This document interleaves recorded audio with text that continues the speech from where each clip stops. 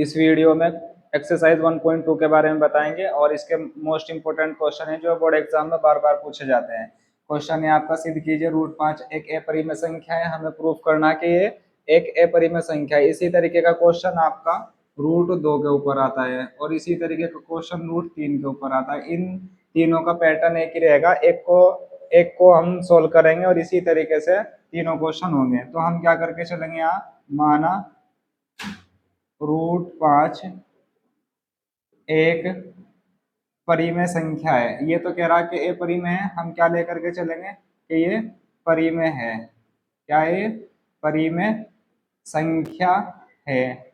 उसके बाद क्या लिखेंगे, जब परिमेय है जो दिए गए के विपरीत है, यानी जो दिया है उसका क्या है, उल्टा है। जो दिए गए के विपरीत है, क्या है, दिए गए के विपरीत है। क्लियर।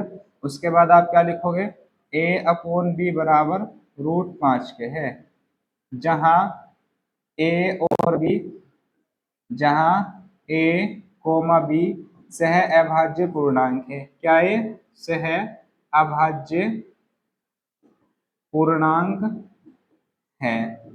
और फिर उसके बाद इनका जो HCF होगा कम से कम a और b का कितना होगा, 1 होगा। a और b की वैल्यू कभी भी आपको पता था परिमेय संख्या में कि नीचे वाला डिनोमिनेटर कभी भी जो ये आपका हर होगा ये कभी भी 0 के बराबर नहीं हो सकता। क्लियर। अब b की मल्टीप्लाई इधर करोगे, आप लिखोगे a बराबर b√5। वर्गमूल हटाने के लिए दोनों ओर का क्या करेंगे, हम वर्ग करेंगे। दोनों ओर दोनों ओर वर्ग करने पर अब आप क्या करोगे, इनका दोनों ओर वर्ग कर दोगे। a का वर्ग कर दिया बराबर b का वर्ग कर दिया और √5 लिखा हुआ इसका वर्ग कर दिया। देखो वर्ग से वर्गमूल कैंसिल हो जाएगा, क्योंकि वर्गमूल का मतलब 1/2 पावर हो। तो a² किसके बराबर होगा, हम जो कांस्टेंट होंगे इन्हें पहले लिखेंगे जैसे नंबर होंगे। a² बराबर 5b², और इसे इक्वेशन 1 बना लेंगे। अब इसके ऊपर हम कमेंट करेंगे कि a² 5 से विभाज्य है। a² किससे विभाज्य है, 5 से विभाज्य है। तो आपने लिखा कि a² 5 से विभाज्य है, इसलिए a भी 5 से क्या होगा, a भी 5 से विभाज्य होगा। a भी 5 से क्या होगा, विभाज्य होगा, यानी ये भी 5 से विभाज्य है। देखो अब जब हमने a² को और a को 5 से विभाज्य दिखा दिया, अब हम b² को भी इसी तरीके से दिखाएंगे। तो a बराबर हम 5m ले लेंगे, यहाँ मान रखने पर, क्या रखने पर, a बराबर 5m रखने पर। अगर यहाँ हम 2 की बात करेंगे तो 2m लेंगे, और अगर √3 को प्रूफ करा दे तो हम यहाँ पर 3m लेकर के चलेंगे। तो अब आपने यहाँ इसको हटा करके इस a को हटाया और इसकी जगह 5m लिख दिया, और स्क्वायर हो रहा तो आपने क्या कर दिया, इसका स्क्वायर कर दिया, और बराबर में 5b²। 5 का वर्ग कितना हो गया, 25, और m का वर्ग सेम टू सेम, और ये 5b²। देखो इस 5 ने इसे 25 को कितनी बार कैंसिल कर दिया, 5 बार। तो b² बराबर 5m²। अब ये हमारी इक्वेशन बन गई 2। जिस तरीके से इक्वेशन 1 बनी और इसके ऊपर a² 5 है क्योंकि ये a² के बराबर था, और इसी तरीके b² के बराबर है। तो आप क्या लिखोगे, b² 5 से क्या होगा, b² 5 से लिखेंगे कि b² 5 से विभाज्य है। क्या करेंगे हम, यहाँ को लिख देंगे, हम इसको ऐसे करेंगे।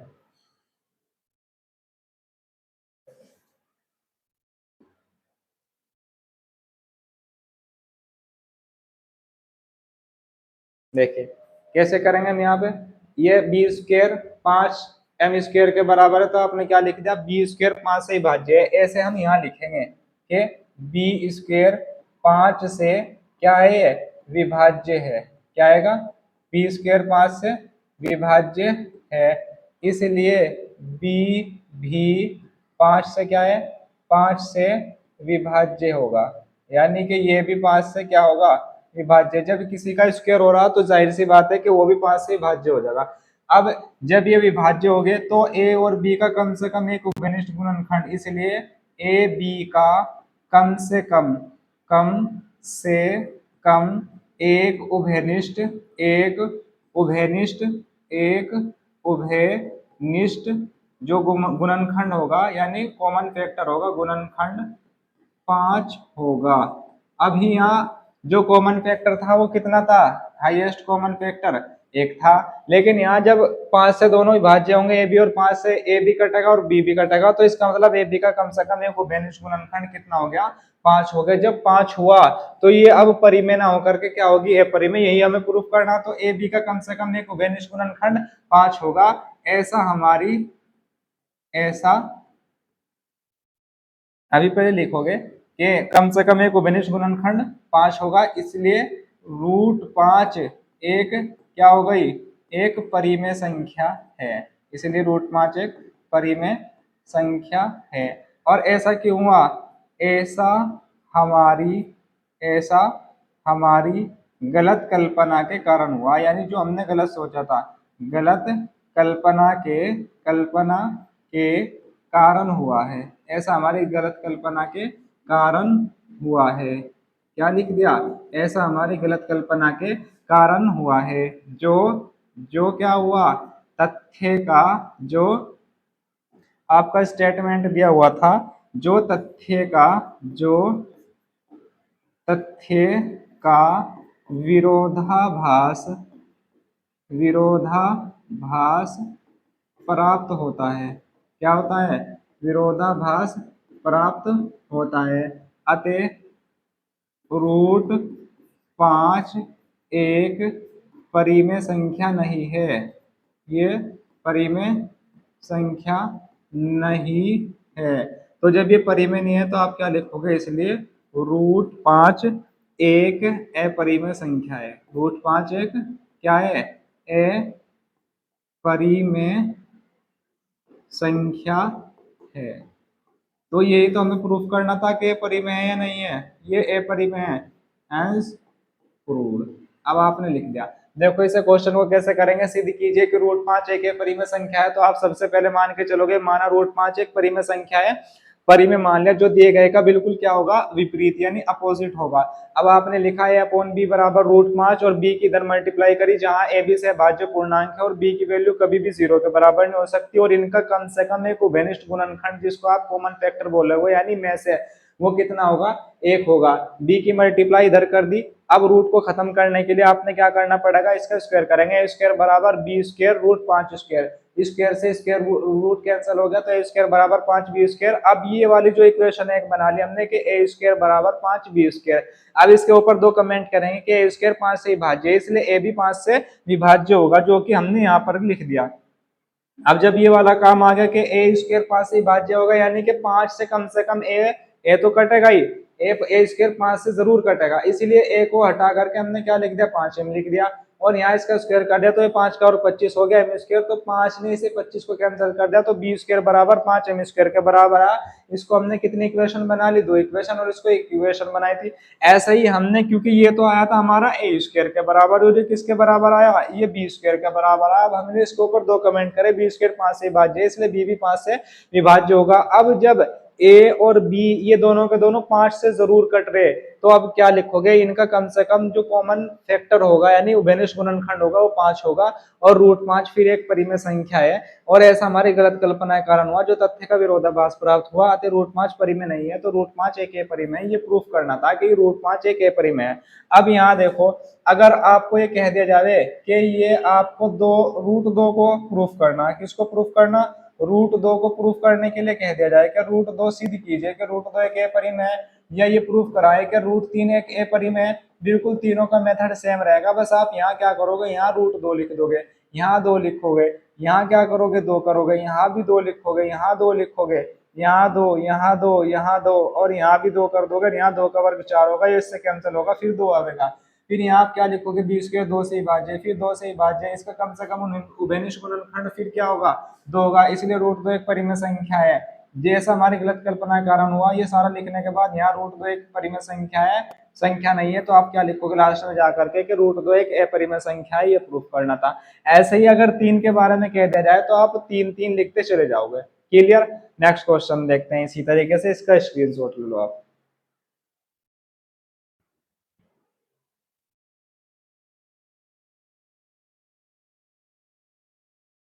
जैसे एक क्वेश्चन इस तरीके का आता है, इसी में सिद्ध कीजिए कि 1/√2 एक अपरिमेय संख्या है। तो ऐसा लगे कि ये भी इसी तरीके से करना, हाँ थोड़ा सा ऐसे तो होगा, लेकिन इसका सॉल्यूशन कुछ अलग होगा, क्योंकि नीचे लिखा हुआ।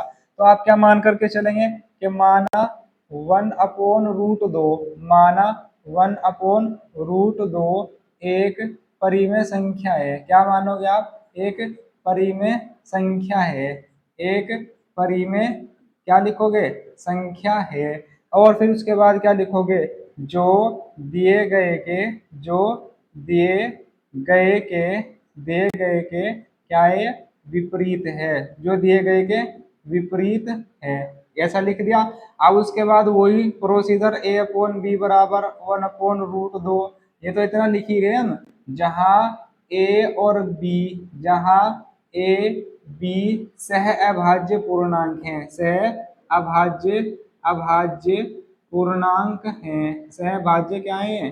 पूर्णांक हैं। और इसका HCF ए बी का कितना होगा? ए और बी का HCF 1 के बराबर होगा और बी की वैल्यू कभी भी 0 के इक्वल नहीं हो सकती। इतना हमें लिखना जरूरी था। अब क्या करना था? पहले तो हमने बी की मल्टीप्लाई इधर कर दी थी, √2 वाले में, √3 वाले में, √5 वाले में। लेकिन यहाँ क्या करना पड़ेगा? क्योंकि हमें ये हर में से इसको गायब करने के लिए क्या करना पड़ेगा? इसको बोलेंगे हम हर का परिमेयकरण करने पर, हर का परिमेयकरण करने पर, हर का परिमेयकरण करने पर, ये हर का परिमेयकरण करना पड़ेगा। देखो A/B तो सेम टू सेम, 1/√2 सेम, और ऊपर वाले की इसका रेशनलाइजेशन बोलेंगे, जिसे कि नीचे वाले की जो रूट में लिखा हुआ है उसके ऊपर नीचे एक बार मल्टीप्लाई कर देंगे। ऊपर तो √2 आ गया, √2 की √2 मल्टीप्लाई करके 2 आ गया। अब इसकी 2 की मल्टीप्लाई इधर कर दो, रूट वाले को अकेला कर देंगे। √2 बराबर ये हो गया आपका 2A और अपॉन में B, इस तरीके से आ गया। इसको आप बॉक्स में बंद कर देंगे और इसके ऊपर कमेंट करना फिर शुरू करेंगे। कैसे करोगे? देखो इस तरीके से, ये √2 बराबर 2A अपॉन में B, तो आप लिखोगे A B और 2, ये सारे के सारे क्या हैं? पूर्णांक हैं। क्या है? जब ये पूर्णांक है तो पूर्णांक है तो √2 भी पूर्णांक है, इसलिए √2 भी क्या हो जाएगा आपका? क्योंकि इसके इक्वल लिखा हुआ, √2 भी क्या है? ये पूर्णांक है, इसलिए √2 भी क्या है? पूर्णांक है। जब √2 ये भी पूर्णांक है और पूर्णांक है तो फिर जितनी भी सारे भी पूर्णांक है, इसलिए 2A और B ये पूर्णांक है, तो ये क्या होगा? ये परिमेय संख्या है। क्या है? परिमेय संख्या है। और जब ये परिमेय है तो जो इसके बराबर में लिखा हुआ जैसे √2, तो √2 भी क्या है? ये भी परिमेय संख्या है। क्या है? √2 भी परिमेय संख्या है। √2 भी क्या है? परिमेय संख्या है। ऐसा क्यों हुआ? ऐसा हमारी गलत सोच के कारण हुआ। ऐसा हमारी, कितना इजी है उससे, ऐसा हमारी गलत कल्पना के, ऐसा हमारी गलत कल्पना के कारण, ऐसा हमारी गलत कल्पना के कारण हुआ है। जो तथ्य का, जो तथ्य का विरोधाभास, विरोधाभास प्राप्त होता है, जो तथ्य का विरोधाभास प्राप्त होता है। अब क्या लिखोगे कि इसलिए √2 एक परिमेय संख्या नहीं है, √2 एक परिमेय संख्या नहीं है। अतः √2 क्या है? √2 एक अपरिमेय संख्या है। √2 क्या है? एक अपरिमेय संख्या है। जब √2 एक अपरिमेय, अगर इसको डिवाइड करने लग गए तो ये 1/√2 भी क्या हो जाएगा? √2 भी एक अपरिमेय, एक अपरिमेय संख्या है। ये प्रूफ करना था आपको। देख लो एक बार कैसे लिखोगे आप इसे। सिद्ध कीजिए 1/√2 एक परिमेय संख्या है। 1/√2 को हमने परिमेय मान लिया जो दिए गए के विपरीत है। अपॉन बी बराबर 1/√2 के, जहां ए और बी सहभाज्य पूर्णांक है और HCF इनका 1 होगा और बी की वैल्यू 0 के बराबर नहीं हो सकती, तो आपने क्या करना पड़ेगा? इसका हर का परिमेयकरण करना पड़ेगा। जब रूट वाला नंबर नीचे आ जाए तो उसका हर का परिमेयकरण करेंगे, ऊपर नीचे मल्टीप्लाई कर दी, √2 एकम 2, √2 की √2 मल्टीप्लाई करके 2 आ जाएगा। अब हमें रूट वाले को अकेला करना, तो 2 की इधर मल्टीप्लाई कर दी तो √2 बराबर 2A अपॉन में B। अब ये जो नंबर लिखे हुए इनको अलग अलग लिखेंगे। ए बी दो पूर्णांक है, पूर्णांक है तो ये इसके पूर्णांक के बराबर में जो लिखा हुआ वो भी पूर्णांक ही हो, तो इसलिए √2 भी पूर्णांक है और ये पूर्णांक है तो ये परिमेय भी संख्या होगी। जब ये परिमेय है तो परिमेय की इक्वल परिमेय आ जाएगा। ऐसा हमारी गलत कल्पना है कारण हुआ जो तथ्य का विरोधाभास प्राप्त हुआ। √2 एक परिमेय संख्या नहीं, √2 एक अपरिमेय है। जब √2 अपरिमेय है तो जो आपका क्वेश्चन में दिया हुआ है 1/√2 ये भी क्या हो गया, एक अपरिमेय संख्या हो गया। इस तरीके से वाला क्वेश्चन करना था और ये वाला क्वेश्चन भी आपका इंपॉर्टेंट है। इससे नेक्स्ट क्वेश्चन देखते हैं कि किस तरीके से करोगे आप। जैसे वाला क्वेश्चन, इस तरीके का क्वेश्चन पिछली बार आया बोर्ड एग्जाम में, सिद्ध कीजिए 6+√2 एक अपरिमेय संख्या है। थ्योरी आपको लिखनी लेकिन थोड़ा सा बस सॉल्यूशन बताया जाएगा। तो आप सबसे पहले वही लिखोगे कि माना 6+√2 एक क्या है, 6+√2 एक परिमेय संख्या है। ऐसे मान के चलेंगे हम कि ये क्या है, परिमेय संख्या है। क्लियर है। अब उसके बाद क्या करोगे कि a/b बराबर 6+√2 और ये लिखेंगे जहाँ a b से भाज्य पूर्णांक है, इसका HCF 1 होगा और b की वैल्यू क्या नहीं हो सकती, 0 नहीं हो सकती। ये वाला पूरा का पूरा ब्रैकेट हमें ऐसे ही लिखना पड़ेगा। अभी क्या बताया था कि ये जो रूट वाला नंबर होता है इसको हमें अकेला करना, तो रूट वाले नंबर के साथ क्या चीज एक्स्ट्रा है, 6 एक्स्ट्रा लिखा हुआ, तो 6 इधर जाके कैसा हो जाएगा, क्योंकि प्लस का है और साइड जब चेंज करेगा तो ये माइनस का हो जाएगा। अब उसके बाद इसका एलसीएम लेंगे तो √2 बराबर, आप इसको ऐसे लिख सको b एलसीएम आ गया, इसकी मल्टीप्लाई इधर होगी इसकी इधर होगी, तो a माइनस के 6 और b लिखेंगे इसको। क्लियर है। तो हमारा ये निकल करके आया। अब आप क्या लिखोगे, चूंकि a b और माइनस के 6 क्या है, पूर्णांक हैं, और जब ये पूर्णांक है तो इनकी बराबर में जो लिखा हुआ है इसलिए √2 ये भी क्या हो जाएगा, √2 भी क्या होगा, पूर्णांक होगा। ये भी क्लियर है ना ये चीज कि हाँ ये भी पूर्णांक है। जब ये पूर्णांक है तो a b और माइनस के 6 क्या हो जाएंगे, ये परिमेय संख्या हो जाएंगे। क्या आपको पता है कि परिमेय है, सारे के सारे परिमेय, जितने भी पूर्णांक हो सारे के सारे परिमेय हो, तो इसलिए परिमेय है। जब ये परिमेय है तो √2 भी क्या हो जाएगी, √2 भी क्या है हमारी, √2 भी परिमेय है। √2 क्या हो जाएगा हमारा, कि ये भी परिमेय संख्या है। क्लियर है ना कि ये परिमेय संख्या है। अब ये परिमेय ऐसा क्यों हुआ, अब आप क्या लिखोगे, वही जो तथ्य का ऐसा हमारी गलत कल्पना के कारण हुआ, जो तथ्य का विरोधाभास प्राप्त हुआ। √2 एक परिमेय संख्या नहीं है, √2 एक परिमेय परिमेय संख्या नहीं है, और √2 परिमेय नहीं है तो इसलिए √2 एक अपरिमेय संख्या है। √2 एक अपरिमेय संख्या है। जब √2 अपरिमेय है तो अब ये एक चीज ये बताई थी आपको कि परिमेय और अपरिमेय की जो जोड़ होगा वो परिमेय आवेगा। परिमेय में से अगर हम अपरिमेय को घटा देंगे तो ये तब भी क्या आवेगा, देखो इसे समझो, अगर आप ए परिमेय को परिमेय के साथ ऐड कर दो तो ए परिमेय आवेगा, अगर ए परिमेय में परिमेय को घटा दो तब भी क्या आवेगा, ए परिमेय, अगर ए परिमेय की परिमेय में मल्टीप्लाई करोगे तब भी क्या आवेगा, ए परिमेय, अगर ए परिमेय को परिमेय से डिवाइड करोगे तब भी ए परिमेय आवेगा। अब यहाँ ये तो है ए परिमेय और इसके साथ परिमेय को जोड़ दिया तो इसलिए क्या लिखोगे आप, 6+√2 ये भी क्या है, ये भी एक अपरिमेय संख्या है। क्या है, अपरिमेय संख्या। ये हमें प्रूफ करना था कि 6+√2 एक अपरिमेय संख्या है, इसको प्रूफ करके दिखाओ। इसी तरीके के क्वेश्चन आएंगे और आप ऐसे ही क्वेश्चन आगे करोगे। देखो एक क्वेश्चन कुछ इस तरीके का अपनी तरफ से देखो, जैसे ये दे दिया 5+6√2, सपोज करो हमें इसे प्रूफ करना है कि ये परिमेय है, तो आपने इसको मान के चलना a/b बराबर 5+6 और √2। तो पहले इस रूट वाले को हमें अकेला करना, अकेला करने के लिए जो प्लस में है वो इधर आके कैसा हो जाएगा, ये माइनस में हो गया, और ये कितना बच गया, 6√2। तो आपने इसका क्या करोगे, एलसीएम लेना कि बी एलसीएम आ गया, a माइनस के 5 बी हो गया, और ये 6√2। अब ये मल्टीप्लाई में तो ये नीचे आएगा, तो √2 की वैल्यू कितनी आ गई, √2 बराबर a माइनस के 5 बी और अपोन में 6 बी, इस तरीके से आया। और अब आप इसके ऊपर कमेंट करोगे कि a b -5 और 6 ये सारे के सारे पूर्णांक है, ये पूर्णांक है तो ये भी क्या हो जाएगा, पूर्णांक, और जब ये पूर्णांक है तो ये परिमेय है, तो ये परिमेय है तो ये भी परिमेय होगा। और ऐसा हमारी गलत कल्पना के कारण हुआ कि ये √2 एक परिमेय नहीं है, √2 एक परिमेय। अब परिमेय के साथ कितने को भी जोड़ लो और उसकी मल्टीप्लाई कर दो तो ये भी क्या हो जाएगा, ये भी आपका क्या निकल के आएगा, ये आपका ए परिमेय होगा। ये प्रूफ करना था हमें। ये वाला आपका एक्सरसाइज कंप्लीट हो गई, चैप्टर फर्स्ट पूरा। अब इसके जो टिक मार्क है वो आगे की वीडियो में बताए जाएंगे, तो थर्ड पार्ट में आपको टिक मार्क देखने को मिलेंगे।